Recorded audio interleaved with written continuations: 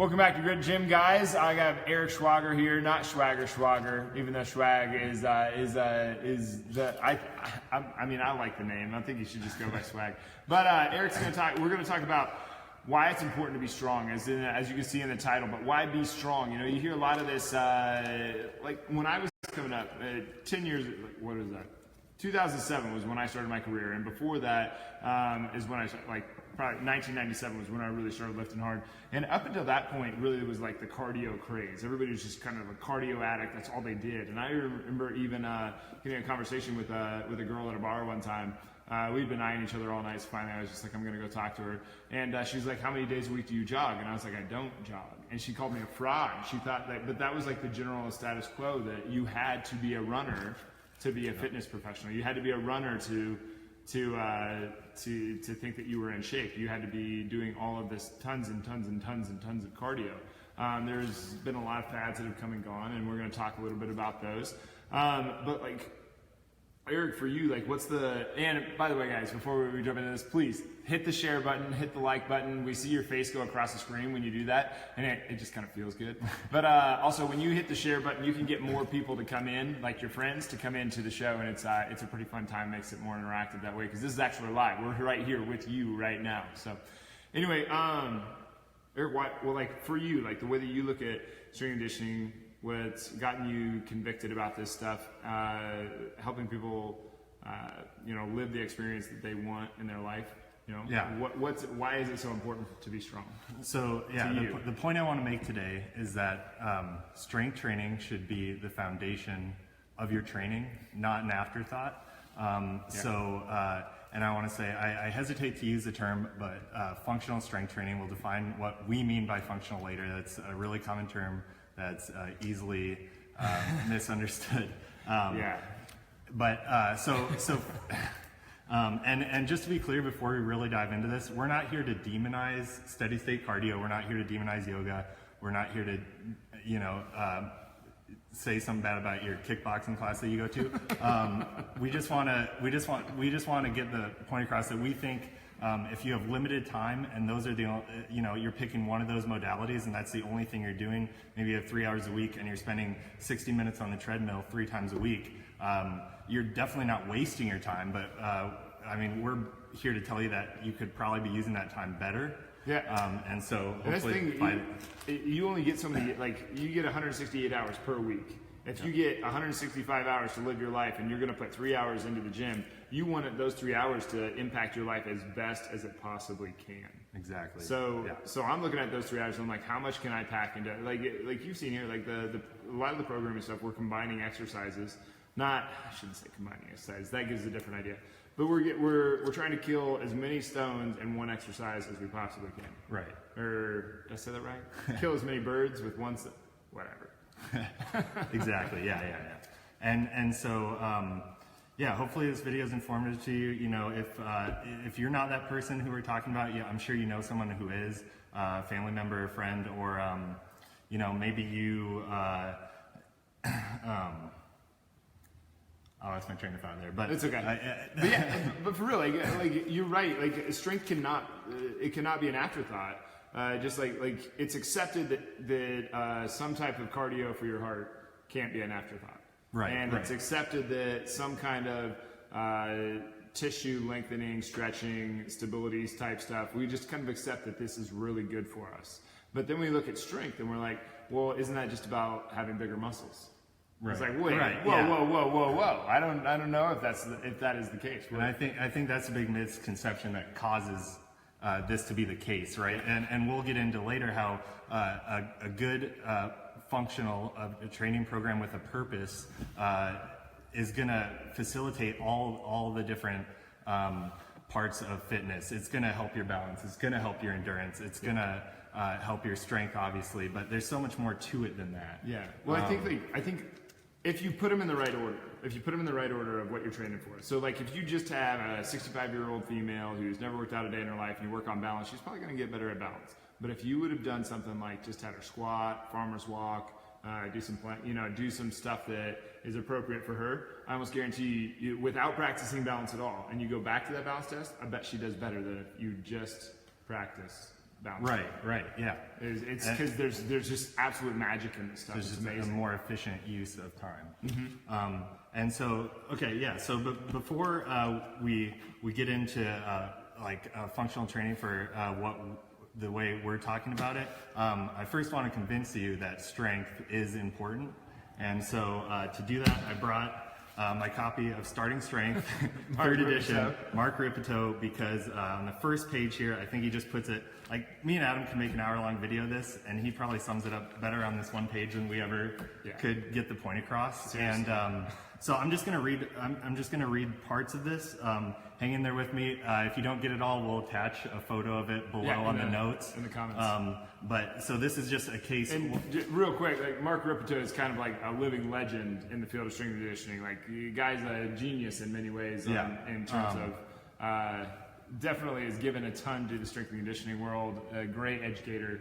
And at one point, an extremely strong individual. Yeah, and I'm a big fan of Mark Rippetoe. I know there's a lot of controversy around him among fitness professionals, That's but because he just says it how it is. You at least don't, appreciate what he's done and brought to the industry. You just haven't ingested enough of his material. Because, or you haven't taken the time to understand. Right. It's phenomenal. So anyway, okay, story time. So this is this is titled Strength, Why, and How. So hang in here with me as I go through this. Physical strength is the most important thing in life. This is true whether we want it to be or not. As humanity has developed throughout history, physical strength has become less critical to our daily existence, but no less important to our lives. Our strength, more than any other thing we possess, still determines the quality and the quantity of our time here in these bodies. Seriously. Whereas previously our physical strength determined how much food we ate and how warm and dried we stayed, it now merely determines how we function in these new surroundings we have crafted for ourselves as our culture has accumulated. But we are still animals. Our physical existence is, in the final analysis, the only thing that actually matters. A weak man is not as happy as that same person would be if they were strong. Jump ahead. So, the relatively recent innovation known as the division of labor is not so remote that our genetic composition has had time to adapt again. Since most of us now have been freed from the necessity of personally obtaining our subsistence, physical activity is regarded as optional. Indeed it is, from the standpoint of immediate necessity, but the reality of millions of years of adaptations to a ruggedly physical existence will not just go away because desks were invented. And then jump ahead to the last paragraph here, almost done. Over and above any considerations of performance for sports, exercise is a stimulus that returns our body to the conditions for which they were designed. Humans are not physically normal in the absence of hard physical effort. Yeah, seriously. Exercise is not a thing we do to fix a problem. It is a thing we must do anyway, a thing without which there will always be problems. Yeah. Exercise is a thing we must do to replicate the conditions under which our physiology was and still is adapted, the conditions under which we are physically normal. In other words, exercise is a substitute caveman activity, the thing we need to make our bodies and in fact our minds normal in the 21st century. Yeah, I think like what he said before about like how we could talk about this for an hour and not sum it up that well, but like if you scroll back through and you listen to any of my strength talks, like that sums every single one of them up. You need strength. Like you can avoid a lot of things in your life, and we don't necessarily need to be strong in our world today to be able to excel. There's nothing forcing us to be there because we have cars, we have desks, we get money with our minds, not with our bodies. Whereas like you span back 200 years and you were kind of forced into being strong on some level. But this, like what he's saying there is like you don't get to not do this. Right. Yeah. It's not a matter of this is so important. No, it's like if you don't do it, you're screwed. Yeah. We adapted to that. Like maybe 200. He calls it the division of labor or the industrial revolution, where the last 250 years has been so different compared to the last 250,000 years of our existence as the human form that we are now. Like, I mean, that doesn't get undone in that time span. We still have these needs. Our physiology has to. And really, the industry of fitness is only like maybe like 65 to 75 years old. It's extremely young. Like people didn't start really doing this as a before. Like if you go back and you look at the history of strength training, really like back in the day, it was like the strongman was the circus act. Right. They were with jesters, so it's a totally different deal. Now you don't get, like we're so weak and soft. That's not really judgmental, but nothing's forcing us to be any different. Right, and if we don't take that step, you will end up doing strength training, except it'll just be in a rehabilitative setting. Yeah. Which is the same thing, way on the other end of the scale. It's progressive overload, strengthening up a muscle, just like we're doing here. Now you're injured, doing it to get back to where you were instead of doing it to get ahead. Yeah, and really you're not even doing it, when you're injured, you're not even doing it back to get back to where you were before. You're trying to get back to where you can just function well enough to be in society without pain, and even then you might not even get without pain. There's a difference between getting done with physical therapy and then excelling into life. That's kind of my area, like being like having a background in physical therapy and then going and doing strength conditioning. Those people that we worked with knee and hip replacements, like they weren't ready for life. They were just ready to hobble along and get done. But yeah, so why be strong? Like I think that gives a pretty good case. Right. Yeah. So if you're not convinced that you need to be strong now, reread that page in the notes. It's hard to argue with. It makes total sense to us. But okay, so now that we know you got to be strong, how do you go about it? And like I said, the term functional training is so taboo in this industry now. I almost hate using it. Yeah. But here we're talking function equals purpose. It's that simple, right? And we're going to gear this talk towards a general population. That's what we deal with. And so the purpose of general population being like non currently competitive athletes in organized sports. So you haven't competed in a powerlifting meet, you're not still playing football, you're not still playing softball, like general population. Right. I personally think like everybody has their inner athlete and you're all still working on the same principles. Right. And general population, regardless of age, you're training just to be better at life, essentially, to make the tasks you do throughout the day easier. You have more energy. You're trying to just keep or build on your health. You're trying to increase performance of your daily activities and extend your years of quality life and independent living. Yeah, essentially, that's really right? That's what. A lot of the time I tell people who are 65, 70 that are like, can I do this? I'm like, yeah, you can do it. Or like even like 45-year-olds will ask me that. They're like, is it too late for me? I'm like, no, you don't understand. Like the more you get now, the more you're going to keep later. Yeah. So we better get to work now. Right. Yeah. And you'll be able to adapt till you die. You're never too old, right? I mean, that's what humans do. When you're a living, breathing human being, and really you will adapt to a stimulus. You're the most adaptive organism that has ever lived in the history of the world. Like in the history of the universe, as far as we know at this point. Like no other animal can adapt to their environment more than us, and I can prove that because we went to space. No other animal's done that. We can live in any environment. But no, it's a really interesting thing. Like the functional training thing, the misconception around it is that functional training is just standing on a BOSU ball or a stability ball and then balancing and doing a squat, and that's somehow functional. Why do you laugh? Like why do you laugh? Like, when functional training first came out, it got the first thing everyone looked at was machines, and they're like, okay, we know machines are not functional because they don't mimic the activities of daily life. You're sitting on them. The machine is basically taking the role of your stabilizer, so you can overload your prime movers. So you can sit down on this machine, do a movement without having to worry about balancing and creating stability.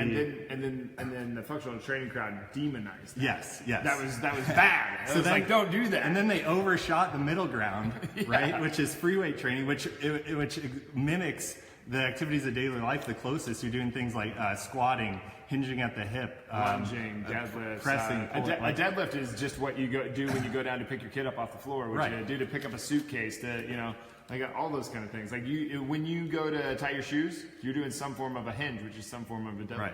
Yeah, and hopefully you're not hinging at the spine. You're hinging at your hips. So anyway, so Yeah, they, they they totally overshot overshot. this middle ground, and then they figured, okay, if no stability is bad, let's add as much instability as we can. So that to to try to make overload the- the stabilizers, right? Yeah. So let's which you have to sacrifice then the object of the role of the prime movers, because you're not going to be squatting 500 pounds on a stability ball or Yeah. 100 anything. Yeah. So you got all these people standing on BOSU balls, stability balls, squatting, and and then they just keep adding on And that's this is not even like pointing out that it's like absurdly dangerous.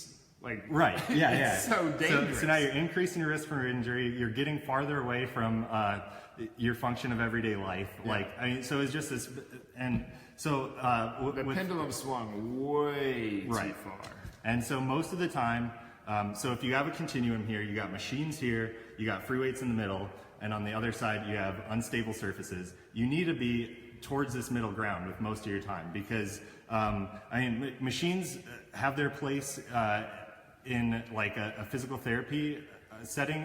In Or some even- cases, I don't want to say they're useless. Yeah, they have their place. I mean, we have a machine here. It's called it's a dual cable cross. It's got a it's a pulley system, so Right. that we can work different vectors. And different yeah, units. and that's another thing I want to. But also, like in the bodybuilding world, you got to like they have to fatigue out that muscle to make their Right, showy yeah, muscles yeah. grow. So You can there's make a case there too. There's a time and place so there's for the outliers, but it's talking But for the- about pulling back into general population, right?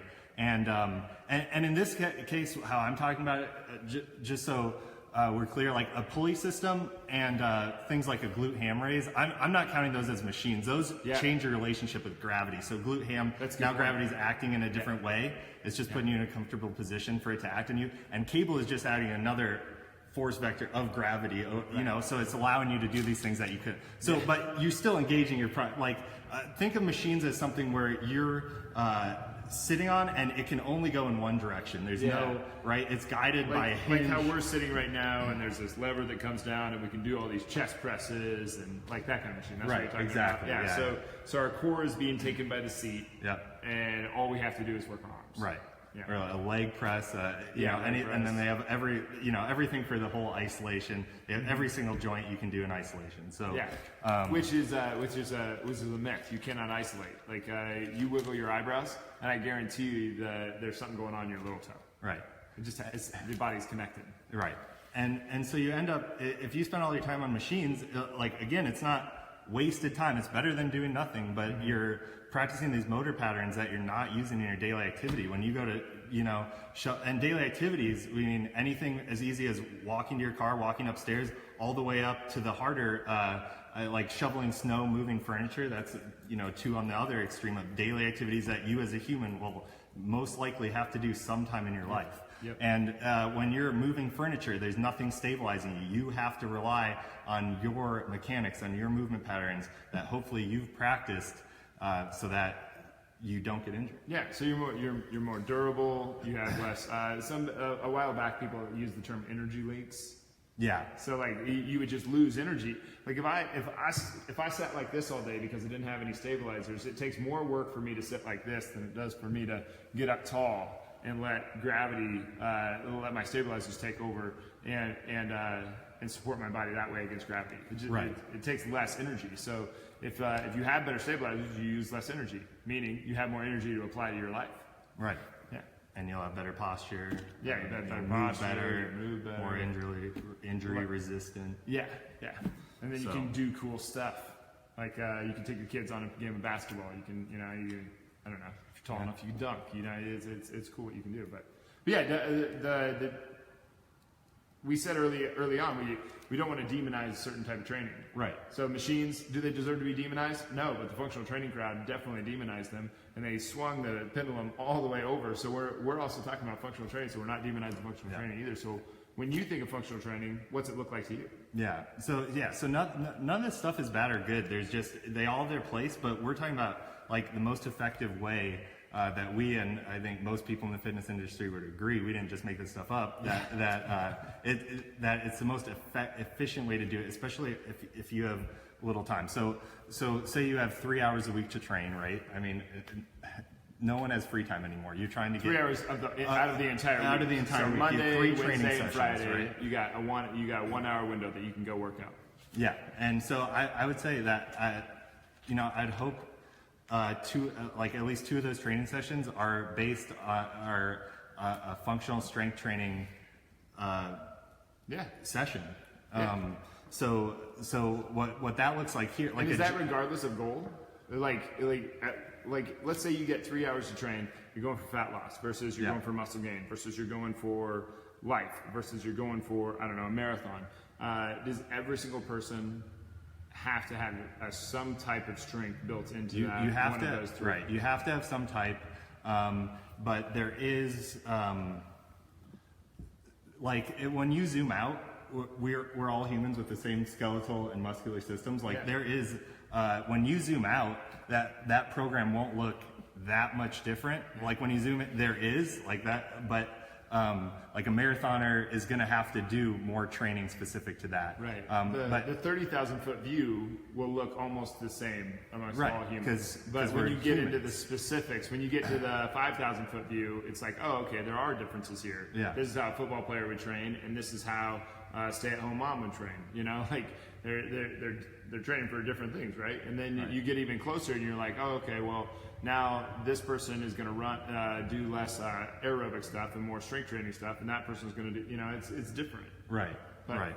But generally, what we do here zoomed out. So obviously, I mean, everything is specific and tailored to your assessment. But zoomed That's out, that's like the one right in front of right. you. There's some general steps to your workout that you should be hitting. Like we start with some self massage, some foam rolling, which there's still some controversy around that. But I mean, generally people like it and it's good. And it's like one of those things like, yeah, maybe it doesn't work for you, but if it makes you feel better, right? Yeah, and I even look at it a little bit further than that. Like you've been sitting at a desk all day like this, your back, your stabilizers aren't turned on. You've been walking around all day where your knees, the meniscus is just turned into like a lump, So just getting down there and rolling around, kind of just getting the muscles to wake up a little bit. Yeah. Even if that pressure on that muscle does nothing. Yeah. If that's all we were doing, okay, great. Yeah, exactly. And it's just a good way to ease into it.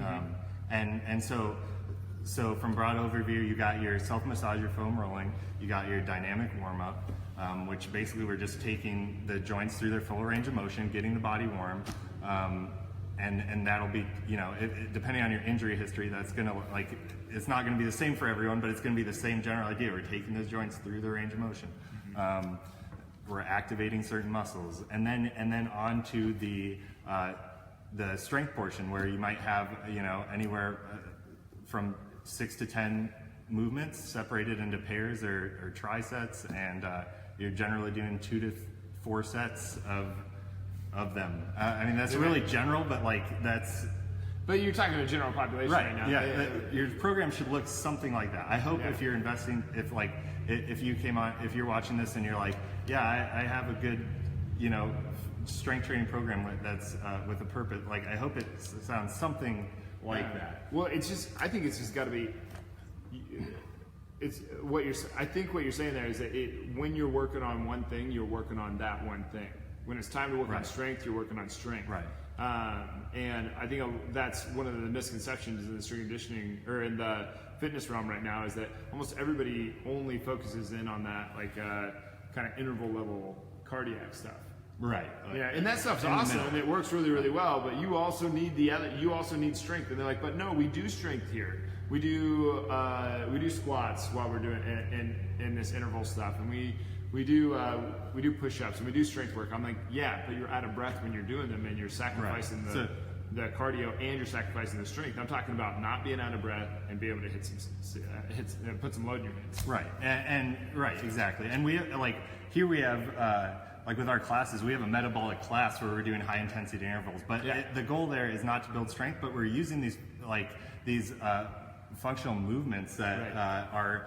So you're practicing a movement skill at the same time that you're keeping your heart rate up. It's so you're still applicable getting to the real life. cardiovascular benefit but you're training these movement patterns. But when we're not marking that as building strength, even though like for a lot of people, who don't, and If as you've a never done anything, right, as a novice, would be. you come in here and you get a really good adaptation from that. Like Right. you'll gain strength for a long time just doing that. But that's not like we have our separate class, and for most of our private people, they're it's strength training focused. There's no set rest times. They're trying to get strong. Yeah. That's why we named it Move Strong, because it's Right. based on the movement principles, and then you're adding strength to those movements. Right. Yeah. Yeah, that's all I had to say about that. But so we know we need strength. We know it has to be purposeful. Like what we're trying to get out of it. It's got to facilitate. I think that's the our biggest lives. thing that you've said today is like it has to have a purpose. Right. This is one of these things like I can't wrap my head around doing something that I cannot attach a reason to. Like if I have no reason to do it, I cannot make myself do it. Right. You get what I'm saying? Yeah. So I think everything in our programs, it has to have a reason for why it's in there. I can't just put an extra. Hopefully this works. Right. Like there has to be a purpose, has to have a reason. Like you don't go into a weight room or into a gym or anything with like, oh, I should be here.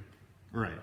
Go in there with a purpose. Like Exactly. I'm here to get strong. I am here to improve my cardio. I am in here to lose fat. I am in here for a purpose. Right, and part of that, going along with training for strength, like for that to be training for strength, you have to have progressive overload, right? So like, and that's the thing that separates our metabolic class from that. But How would you sum up progressive overload for them? So progressive, like it's easy for us to sit and talk. Right. So progressive overload. So you're increasing the weight, or you're increasing the weight from day to day. In the beginning, it might be you come back 48 hours, you can increase the weight. Eventually, you're increasing the weight every week.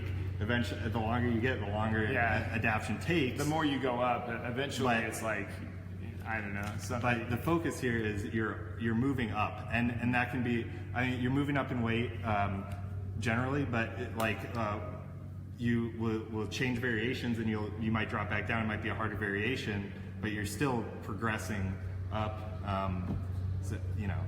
Yeah, that's a progressive overload. You're just adding weight over time because your body. Not that we are adding weight to your program in the sense that you can't handle it, but like your body is going to get stronger as it continues to adapt to new loads. So you just continue to, and you can't just load up and load up and load up and just keep on progressing up and up. At some point, we've got to get creative. Right. We got to look at like rest, pause, set, speed work. We start changing other intervals besides weight on the bar. Right. Yeah. We have to look at other things. Maybe we change where the bar is placed. Like a front squat position, we go to a back squat if you're ready for that. That kind of thing. Yeah. But anyway, that's progressive overload. Yeah. So if you're going to a class, you're at some gym or you're working out at home and you're using the same weight every time. Again, you're not wasting time, but as you adapt, those workouts should feel about the same level of how hard they feel to you, but you should be being able to add to progress the weight. Yeah, you think of a track athlete and you wonder, well, don't they just get in shape just by running around? Well, at some point, they have to push the limits of where they've been in the past, so that they have to just keep on pushing and keep on pushing and keep on pushing. Otherwise, they don't continue to progress. You do the same thing. Right. And there's a bunch of different ways to do that. But if you have a good strength program, and when you have done your assessment, then we can figure that out. Right. And like the icing on the cake for all of this is that a good strength program, the reason why we would say that should be your foundation and more of your time should be spent there, because so just to give a really simple example, if I have cardio on one side, strength on the other, when I'm doing this cardio, I'm getting a little strength adaptation, like in the beginning, right? If you take two untrained individuals, I'm getting a lot of cardiorespiratory adaptation and a little strength adaptation. On the other side, I'm doing my strength training, I'm getting a big strength adaptation, and I'm still getting a pretty big cardiovascular adaptation. Right. I think this is one of those things that this is something to emphasize, because this gets totally torn up. It gets deep. This is the when people are like, oh, you're so full of shit. This is real. Yeah. So talking about using your time efficiently, like why wouldn't, and so then we take that a step further. You're getting balance work out of it. You're getting mobility in those strength movement, like from your warm up, but also like when you squat, you're going through your range. That's what lifting is. You're stretching the muscle and you're contracting it. So whereas, you know, you imagine if you're doing steady state cardio, if you're going to the gym and you're just picking a machine and you're just doing that for 30 to 60 minutes or whatever, I mean, you're not practicing good movement patterns. You're and even if you are, you're just over doing the same pattern. Right, and you're not right. Yeah, I shouldn't say it. Over and over. That is right. You like at some point there's a detriment to the return. Right. Yeah. But yeah. So the thing with strength. So you're getting, and that cardiovascular adaptation, like that's going to meet the minimum demand of daily activity. Like I don't know anyone here who'd strength train and then think get out of breath. Even in those examples we gave, moving furniture or shoveling snow, like your cardiovascular system will be able to keep up with even the most strenuous of daily activities. Now, if you're trained for a marathon, you need to do specific training. But once again, we're focusing on general population in this discussion. And some of that is just anthropology. Like you are the best endurance athlete on earth right now. Humans are. We are. Yeah. We're so damn good at it, it's insane. Yeah. On a hot day, you can run your dog to death. You go out, you jog with your dog, and you go for 5 hours, your dog might die. There's a reason why they sleep for 2 days after you do that. It's because you just got done abusing them. And so if you're so good at that endurance stuff, and you're so bad, like physically, we're a very weak species. Yeah, and it's a lot. So endurance is something you're starting out better, and you can top off really fast in endurance. Like, and then that's like some strength coaches refer to that like an endurance coach, like the dark art of getting an endurance athlete better, because it's like it's so hard. Like every little thing, it's so hard to take something that you have already peaked out and just make it a little better. Yeah. Whereas we have this huge capacity to get stronger. Because the stimulus is coming in stronger. Because we're not like it's not something we're just born to do for. Yeah. And I really think that's the reason why like HIIT works, like the metabolic class works, like right. You know, like these alactic glycolytic training things, is because we're so inefficient in that medium, right? That we end up burning more calories because of it, so we end up losing more fat. And then we're also so inefficient. Like, why does lifting work so well for humans? Because we're so inefficient at lifting heavy things. We're so bad at it, just physically. So why do people love cardio? Because we're already so damn good at it that they can just take off. Yeah, we're already really good at it. Yeah. So yeah, it's easier to get this big stress that forces you to adapt to. Yeah. But so going back to that, but the thing is, a good lifting program should cover all the aspects of fitness. Like you're improving your balance, right? Like like we're at single leg dumbbell RDL. Like how hard is that to balance? Like if you've done that, that's pretty hard to balance. Like your balance is going to improve. Right. You're doing single leg squat, lunge variations, a Bulgarian squat, a Rifidova split squat, is the same thing, but. So you're improving your balance. You don't need to just, go to yoga to improve your balance. Yoga's great, right? Yoga has, it's really good in the mobility, stability. It's a monster, but in the strength and speed, you're lacking power movements, right? And cardiovascular conditioning. Yeah. It's right. So everything has their place. I guess what the big point I'm trying to get across here is, if you want to work on all these qualities in the most efficient way, and you're on a time limit, a functional strength training program like we outlined is going to be the most efficient way. A real functional strength training program. Not I balance on Bosu balls and do squats. Yeah. And all the other goofy things that I've seen. I've seen some pretty funny ones. I saw a guy the other day.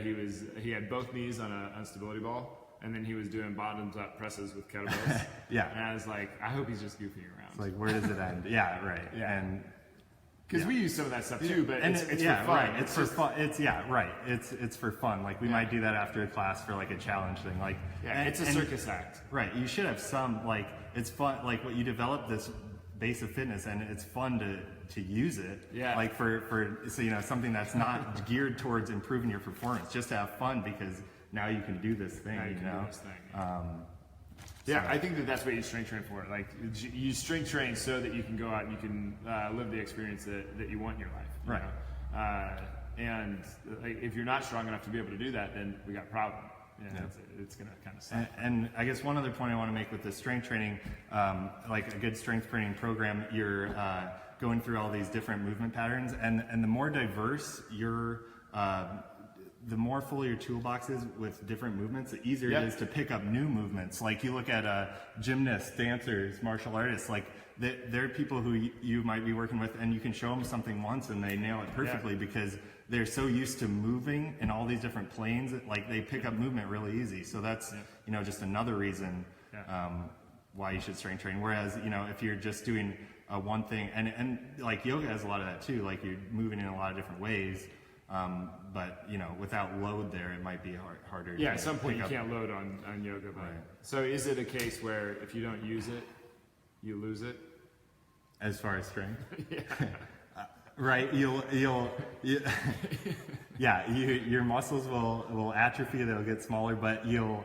Even if you're like that's what I tell like people who get injured and they get all unmotivated, they're like, oh, I'm losing all my strength. Like that will come back faster because your nervous system, and it's trained, so you'll get there faster. Like it's not a waste. Or it's not obviously it's not a waste, but if you don't use it, it's still there. Yeah. It's massively important, and the people that I have trained who were like former athletes who they were squatting like 500 pounds when they were in college, and then they come back and they're and now they're 25 years later and they're overweight. Because almost everybody after they're done with football, they either get skinny or they get fat. There's like hardly anything in between. But like it's amazing how fast they're like the first 3 weeks really suck. And they're like. Really out of shape, but I mean it's amazing how fast they come back. It's incredible. Yeah, the more you can get now, the more you're going to keep later. Yeah. But that being said, that's no excuse not to train because it's that's why you do it so that you keep it and so that you gain it. But anyway, you ready to send it off? All right. Yeah. All right, but I hope that this is a lot of information, really deep stuff in the strength world, or not really deep stuff, but like. Probably past some of the stuff that you guys have heard before on here, and I hope that you enjoyed it. Please click the share button, send it out to everybody you know. I'm going to tag Eric in this, and we're going to put a picture of what we're talking of the scripture, picture of the scripture down below in the comment section. But thanks for being here, guys. Really appreciate it. Please click the share button. Anything you want to send them off with first? No, that's it. Yeah. He laid it down. Thanks, All right, thanks, guys. We'll see you later.